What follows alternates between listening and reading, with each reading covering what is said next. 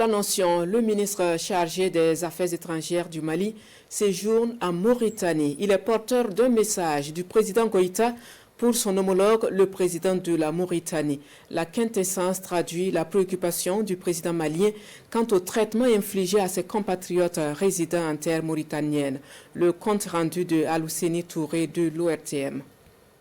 Au cours de cette audience accordée à la délégation malienne, le ministre des Affaires étrangères et de la coopération internationale, qui est porteur d'un message du président de la transition à son homologue mauritanien Mohamed Ould El Ghazouani, a eu des échanges francs et fructueux avec celui-ci. Les deux parties ont naturellement évoqué la situation des Maliens expulsés de Mauritanie et le mauvais traitement réservé à ces derniers au cours des opérations d'expulsion entreprises par le gouvernement mauritanien. Le message aussi était pour pouvoir exprimer au président El Ghazouani l'appréciation du président Goïta pour le traitement qui est donné à toutes les questions qui concernent le Mali et l'engagement de la Mauritanie auprès du Mali pour la préservation de l'unité et de l'intégrité territoriale du Mali. Le président m'a chargé de venir porter des messages spécifiques auprès de son frère et lui faire part de sa préoccupation particulière en tant que chef d'État du Mali pour œuvrer à préserver les intérêts des Maliens qui vivent ici en Mauritanie, comme la nécessité aussi pour nous de continuer à œuvrer pour pouvoir préserver les intérêts des citoyens mauritaniens qui vivent au Mali.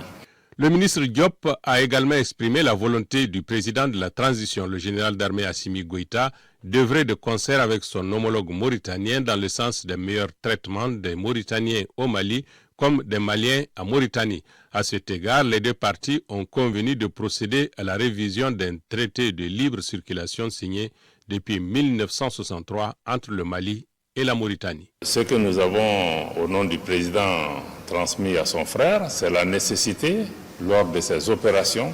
de refoulement, de veiller à ce que ça se fasse dans les conditions qui respectent la dignité, en tout cas, qui est un traitement humain de ces questions, parce que nous ne sommes pas que des résidents en Mauritanie, nous sommes des pays frères, nous sommes des pays voisins, nous avons beaucoup d'autres liens au-delà de la gestion de nos frontières. Nous avons aussi reçu des assurances du président de la République islamique de Mauritanie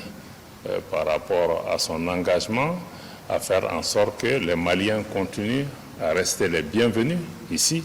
en République islamique de Mauritanie et qu'ils puissent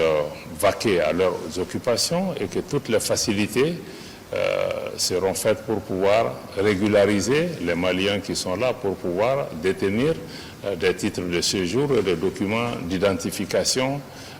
dans ce pays. La question sécuritaire demeure également une préoccupation de nos États. C'est pourquoi la partie malienne comprend bien la position et les agissements de l'État mauritanien. Cependant, le Mali, pour les mêmes raisons sécuritaires, souhaite que sa représentation en Mauritanie soit associée à l'identification et à tout le processus de reconduite aux frontières pour ce qui concerne ses ressortissants.